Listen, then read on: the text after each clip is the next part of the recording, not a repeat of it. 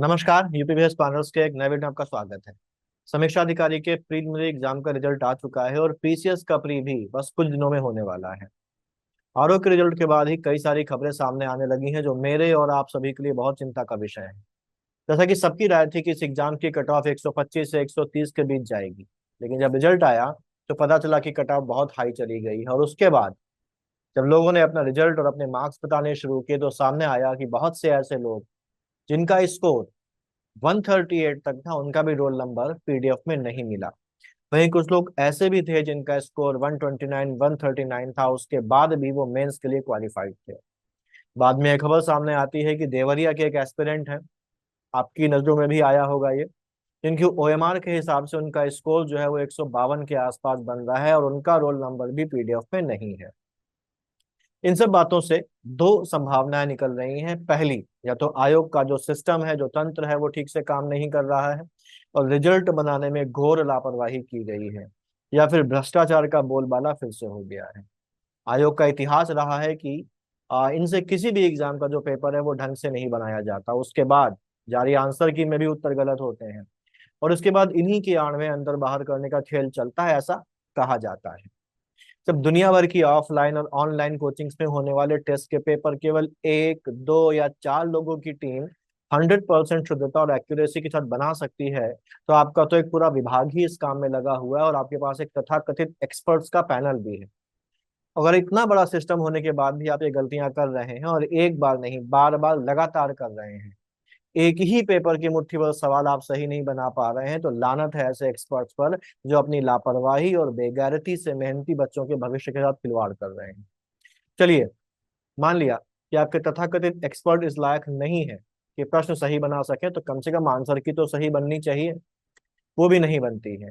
और इन सब के बाद एग्जाम दे के आने वाले बच्चों के बीच रहस्य का एक ऐसा संसार बन जाता है कि कोई भी ये नहीं जान पाता कि वो पास होगा भी कि नहीं, क्योंकि इन्हीं गलत प्रश्नों और उत्तरों के बाद प्रश्नों के डिलीट होने और उत्तर बदलने का जो ड्रामा है वो शुरू हो जाता है, जिसके कारण वो लोग जो पास हो सकते थे वो आपके रिजल्ट में फेल हो जाते हैं और जो पास नहीं हो पा रहे थे वो क्वालिफाई कर जाते हैं। और उस पर तुलना ये है कि आप ना तो रिवाइज आंसर की जारी करेंगे और ना ही आप कट ऑफ बताएंगे, और अगर कोई आरटीआई डालकर जानना भी चाहे तो आपने वो रास्ता भी बंद कर दिया है। आप प्रदेश के सबसे बड़े एग्जाम्स कंडक्ट करवाते हैं, आपका मोटो है सत्यनिष्ठा, न्यायप्रियता, प्रतिबद्धता। आपके लोगों में योग्यता का सम्मान, राष्ट्र का निर्माण जैसे जो लक्ष्य हैं वो लिखे हुए हैं। आपने इसमें गुणधर्मिता, पारदर्शिता जैसे आदर्शवादी शब्द भी लिख रखे हैं, लेकिन रिजल्ट और कार्यप्रणाली देखकर मुझे नहीं लगता कि आयोग के कर्मचारी, आयोग के अधिकारी इनका मतलब भी जानते होंगे। क्योंकि अगर वो पारदर्शिता, न्यायप्रियता, योग्यता का सम्मान जैसे शब्दों का मतलब जानते तो मेहनती बच्चों को इस तरह अपनी मेहनत बर्बाद होते ना देखनी पड़ती। आयोग का इतिहास इसी अनियमितता से भरा रहा है।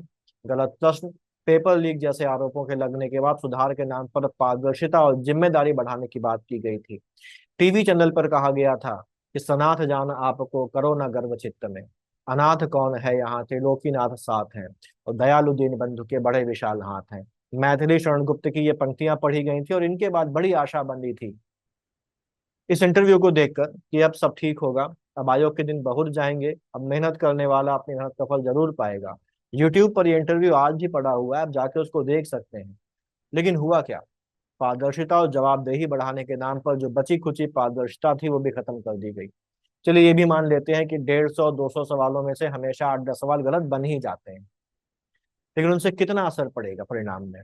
जहां तक मेरी बुद्धि कहती है, इतना तो नहीं पढ़ना चाहिए कि 129 वाला अंदर हो जाए और 138 152 वाला बाहर हो जाए। शायद आप और आपके अधिकारी कर्मचारी भूल गए हैं कि कभी आप भी इसी परिस्थिति से गुजरे होंगे, आपने भी तैयारी की होगी। हो सकता है आपके सामने वो समस्याएं ना आई हों जो आज के बहुत से बच्चे झेलते हैं। यूपीपीएससी का एग्जाम देने वाला 80% बच्चा प्रिविलेज नहीं होता है, वो बहुत गरीब पृष्ठभूमि से आता है। उसको यह एहसास होता है कि उसके चयन पर ही पूरे परिवार का भविष्य टिका है, उसके कंधों पर बहन की शादी, बाप के इलाज और अक्सर परिवार के कर्ज को चुकाने का बोझ भी होता है। कई ऐसे भी होते हैं जिनके परिवार वाले हताश होकर उन्हें पढ़ाई का खर्च देना बंद कर चुके होते हैं और उसके बावजूद वो हिम्मत नहीं छोड़ते, ट्यूशन पढ़ाकर बिना ढंग का खाना खाए सालों एक छोटे से दड़बे में इस उम्मीद में गुजार देते हैं कि एक दिन किसी रिजल्ट के किसी पीडीएफ में उनका नाम और उनका नंबर होगा। अपने को साबित करने की इसी उम्मीद में वो हिम्मत नहीं हारते।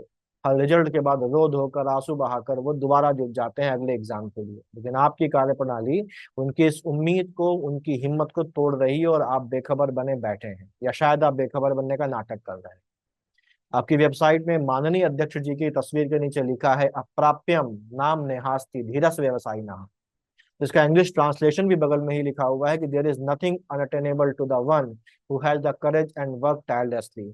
यानी कि जो बिना रुके साहस के साथ काम करता है उसके लिए कुछ भी प्राप्त करना असंभव नहीं है। लेकिन बहुत से लोगों के लिए सोमदेव के कथा सरित सागर की जो सूक्ति है वो बेमतलब हो गई है।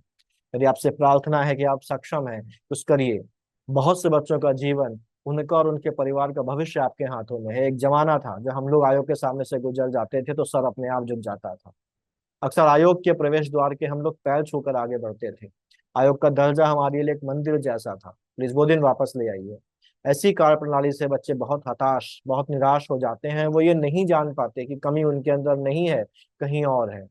बच्चे निर्बल हैं, उनके भविष्य के साथ खिलवाड़ नहीं होना चाहिए। कबीर दास जी ने भी कहा है कि निर्बल को न सताइए जाकी मोटी हाय, मुई खाल की सांस से सार भस्म हो जाए। मेरा उद्देश्य आयोग का अपमान करना नहीं है, आयोग की गलतियां निकालना नहीं है। आयोग हमारे लिए सम्माननीय है, लेकिन ये सूरत बदलनी जरूरी है। बच्चों के अंदर ये भरोसा जागना जरूरी है कि वो जो मेहनत कर रहे हैं उसका मान रखा जाएगा, ईमानदारी से चयन होगा, ईमानदारी से रिजल्ट आएगा। और ये चीज केवल कही ना जाए बल्कि दिखे भी। केवल यूपीएससी की नकल करने से काम नहीं चलेगा, उसको ऐसी कार्यप्रणाली भी विकसित करनी होगी। मुझे उम्मीद है कि एक दिन ऐसा जरूर आएगा जब मेहनत करने वाले जो बच्चे होंगे वो अपनी मेहनत का फल पाएंगे। और इसी उम्मीद में पीसीएस का एग्जाम आने वाला है, उसकी तैयारी जारी रखिए, अपनी मेहनत पर भरोसा रखिए। बाकी ऊपर वाला तो है ही। मिलते हैं अगले वीडियो में, तक पढ़ते रहिए, आगे बढ़ते रहिए। All the best.